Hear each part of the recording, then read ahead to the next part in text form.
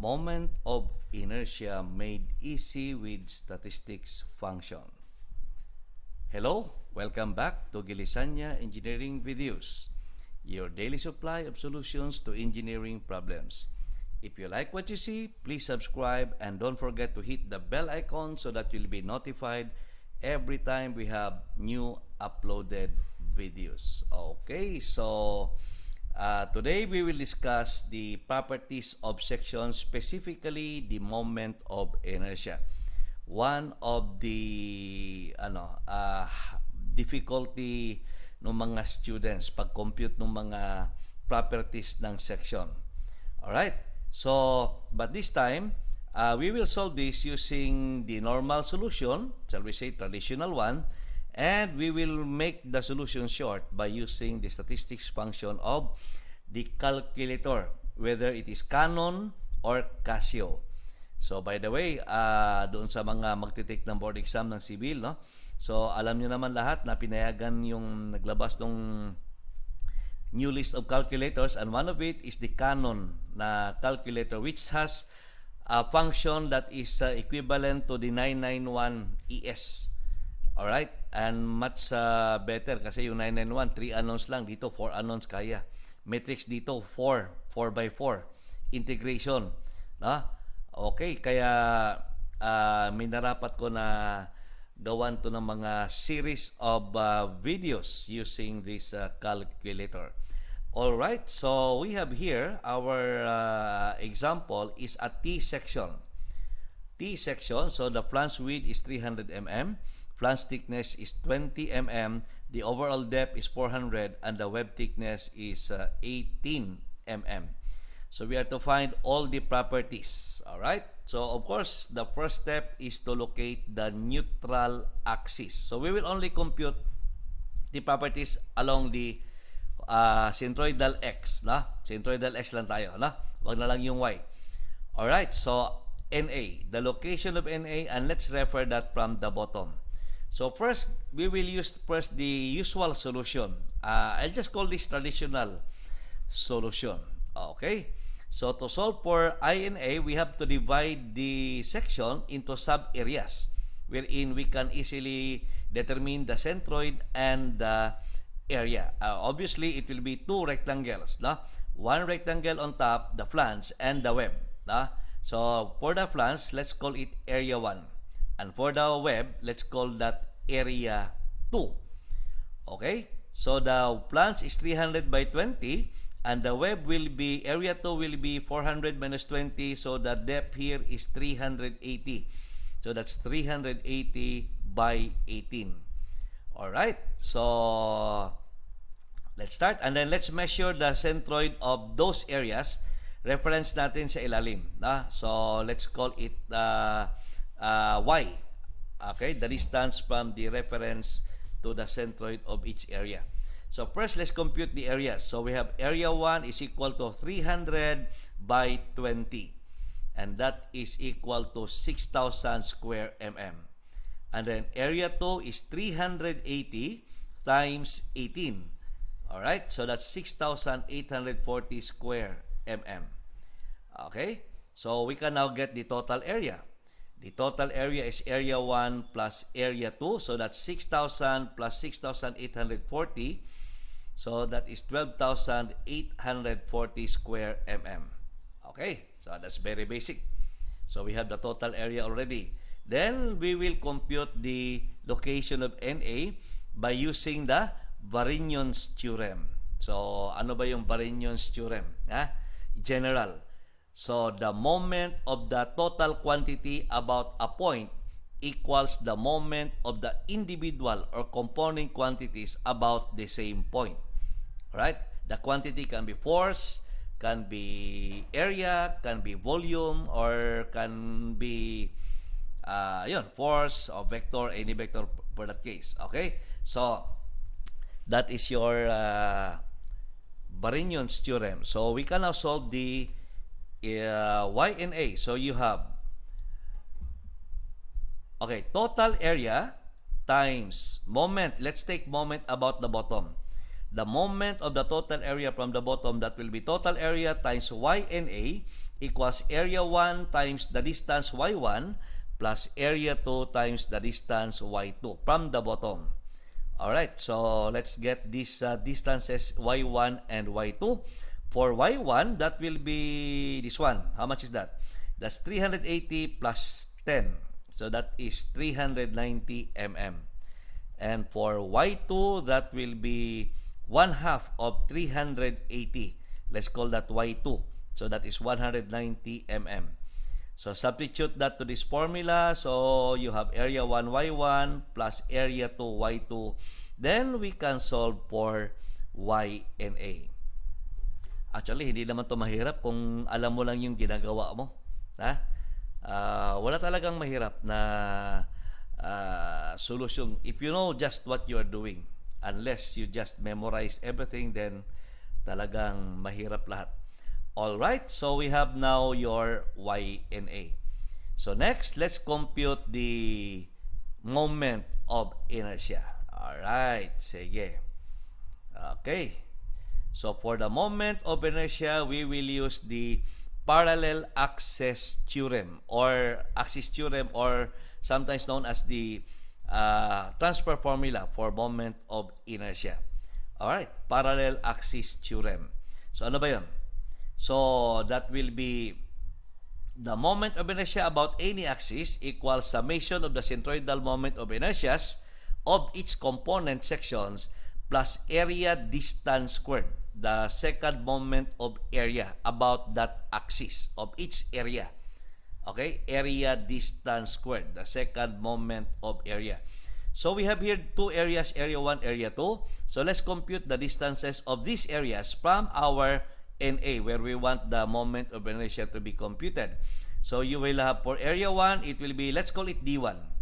And for area 2, let's call that distance D2. Okay? So this is the transfer formula or the parallel axis theorem. Okay? IG is the centroidal moment of inertia parallel to this axis. Okay? And area is the area, and then the distance is the distance of the area to that axis. Okay? So your D1 is equal to, that's 390 minus y and a. So that's 390 minus y and a. So that is 106.542. Then our D2 naman ay y and a minus y2. Y2 is 190. So that's 93.458 mm. Alright, so knowing that, we can now substitute that to this formula. So we have I and A is equal to IG for the top, that will be 300, that's rectangular, right? So BD cube over 12, 300 by 20 cube over 12, plus area 1, which is 6,000, D1 is 106.542 squared. That is for area 1. Then for area 2, that will be BD cube over 12, 18 by 380 cube over 12 plus area 2 6840 times distance D2 93.458 raised to 2. Okay, so I hope you are getting this. Then we have now your I and A, X, of course, assuming this is the x-axis. Okay, so we now have the moment of inertia. Alright, let's include na lang in our discussion the other properties like section moduli and the radius of gyration. Okay, so let's have the section modulus. Alright, so since this is unsymmetrical, so there will be two section moduli along X, no? So that will be depending on your extreme fiber. So the top fiber has a distance, this distance, and the bottom fiber, the distance is Y and A. So we have SX top and SX bottom. Okay, let's have first the SX top. That will be I divided by C top, the top fiber distance from the neutral axis. So that will be I and A divided by C top. So I and A, we got it already. And then the C top is 400 minus Y and A. This is it. So that will give us 1,805 times 10 to the third power millimeter cube. Okay. Then our S bottom. Okay, S bottom will be the same formula. I N A X divided by C bottom is the Y N A, which is 283.458. So we have here our SX bottom fiber. Okay, so that will be our answer. Okay, so next, another property is the radius of gyration. The radius of gyration is equal to, which is R, in this case Rx only. Rx will be equal to the square root of INA divided by the total area of the section. So the total area, INA is 210.358 times 10 to the 6 divided by the total area is 12,840. So this is our radius of gyration, 128 mm. Alright. So, kompleto na, no? Now, what makes it difficult, yung mahirap dito pag-solve is talagang the moment of inertia. Ito talaga kasi magkukumpit ka pa ng area, y and a, and finally the moment of inertia. Now, let's solve this one using one of the functions of your calculator, which is the statistics function, and that's very common in most calculators. Statistics function, very useful ito. Alright, so let's try. Statistics function. Then you will, okay, I will show you the actual calculator later on.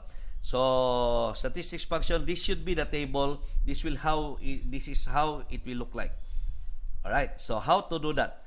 Okay, if you are using the 350EX na model or the 82, this is my emulator.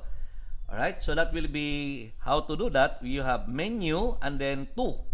Menu 2 and then stat. Okay, you select 2. Alright, so you have XY. Make sure that the frequency is turned on. Sometimes when you first use this calculator, your frequency might be turned off pa, no? So to turn that on, okay, on or off, okay, we have shift, set up, and then just scroll down, look for that statistics, and then there the frequency. If you turn that off, then this is what will happen.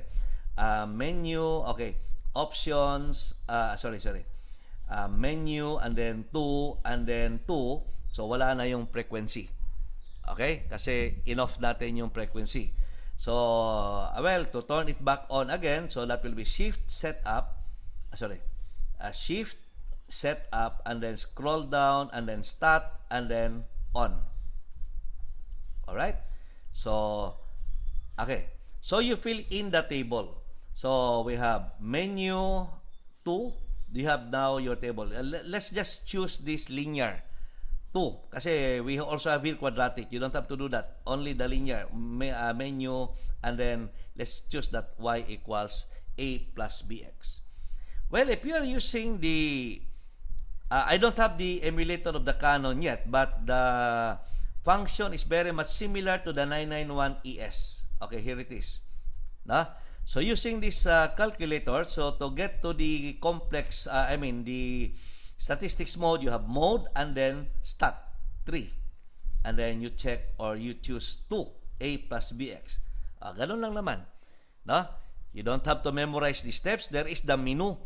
Others nag-complain kasi mahirap daw, hindi nila kabisado. Kasi they memorize the numbers, no? That is foolishness. So the menu, just like your smartphones, no? There are menus there. You just follow the menu, then you don't have to memorize what command or what key to press next. Okay, the same manner, the frequency, if that is turned off, to turn it on or off, you have shift and then set up, and then you can press scroll down and then start. So the same process, you can turn that off and on. Okay, so just rewind or replay the video if you want to look at it again. Alright, so okay, in this case I will just use the 350EX. So we will now input the data. So what are these data? First, the X. So what will we put in this X column? So ang ilalagay natin sa column X, sa X column, is the ratio of IG, the centroidal moment of inertia, to the area of the section. Take note, these are our sections, area 1 and area 2, and they are rectangular.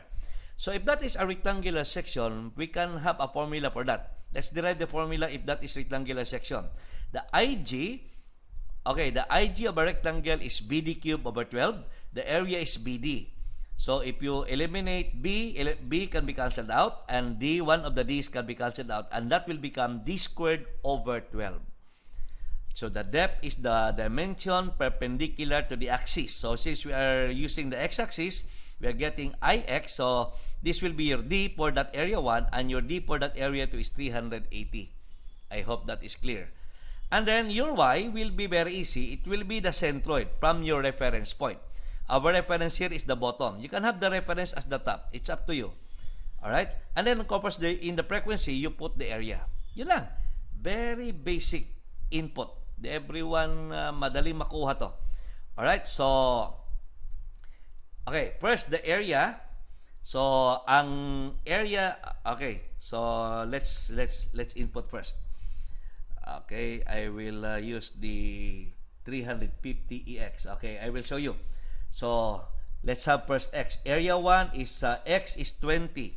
20 squared over 12 divided by 12. Okay, equals. And then for area 2, X is 380. 380 squared, 380 squared divided by 12. Alright, so you have now the value. Okay, so the value.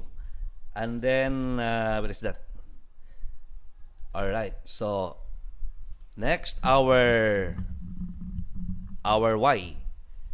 Our Y. So for area 1, the Y is 390. Excuse. Alright. 390. And for area 2, the Y is 190. This one. 190. Alright. Then for the frequency, it's the area. For area 1, that's 300 times 20. Okay. For area 2 is 380 times 18. Okay. So that's very fundamental. All right. So that's a very basic operation. I hope everyone can get that. Now, so once you have completed your table, you can now solve the area and lahat. Y and the moment of inertia. All right. This is the process. I will show that first in my PowerPoint presentation. The area is N. How to do that? I will show that to you. N. So 12,840. All right. Yeah, the barred Y or YNA is barred Y. There is barred Y in the stats mode. I will show that later on.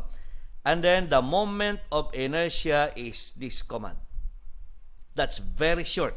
That's very easy. Okay, I will show you how to do that. Alright, so after you completed the table, you press AC. Don't worry, the table did not disappear. You can go back to the table by pressing options and then data. Then you can change, you can edit this table anytime you want. Okay, so N, how to get that N? So you have options and then scroll down and then variable and then here N6. Okay, equals. All right, that's so easy. And then how about barred Y? So options, scroll down, variable, and then barred Y 7. Okay, equals 283.458. Okay, that's amazing. And finally, the moment of inertia. The moment of inertia, I. So how will you do that? So press AC again. Okay, we have options and then scroll down and then first the sum. Summation 1. And then select this one. 1. Summation X. And then plus.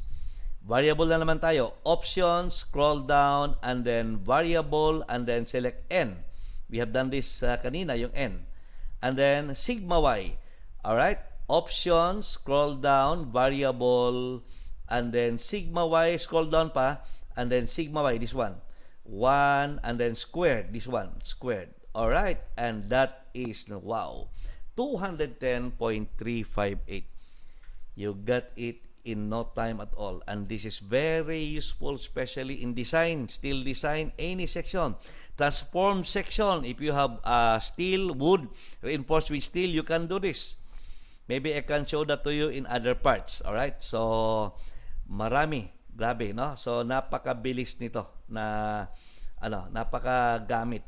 Now, if you're using the other model, then that will be, I will just show you the commands, although it will not appear here kasi wala tayong data, pero just to show you how.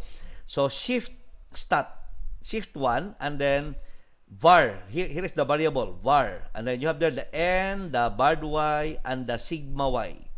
No? Okay, how about the sum? Okay, shift, and then stat, and then sum. 3. Okay, ganun lang. I don't think na you will have a hard time adjusting to these models. Okay? Yung iba talaga, sabi na, hinahirapan kasi minimorize nila yung keystrokes, and that's very bad. You have to understand what you're doing, and that's very easy. Okay, so I hope you learned a lot from this video. So, abangan nyo yung mga upcoming videos natin. Marami pa tayo. Medyo busy kami ngayon kasi we have just started our online review. So, for those of you there na gustong humabol sa online review namin, so ano ba yung nasa online namin? Mas kompleto yung online namin kasi may mga principles talaga. No? Lahat dinidiscuss namin from the beginning. Itong pinapakita namin sa YouTube is only specific problems. Doon lahat, bakit naging ganito ito, bakit ganito yung pagkuha niyan. So that's our online. But maraming nagsasabi, sir, nagtuturo kayo ng shortcut sa online. Well, I'm sorry na lang, but ang sa amin talaga, the rule namin is know the long cut first before we teach you the shortcut. Because it's no longer a shortcut kung yun ang unang tinuro sa inyo. And if you know the long cut, it's very easy for you to understand the short solution. I hope you will learn from that. Okay? So, thank you so much for watching. Hope you learned a lot. And don't forget to subscribe sa YouTube channel namin and hit the bell icon so that you'll be notified every time we have new videos. Thank you so much.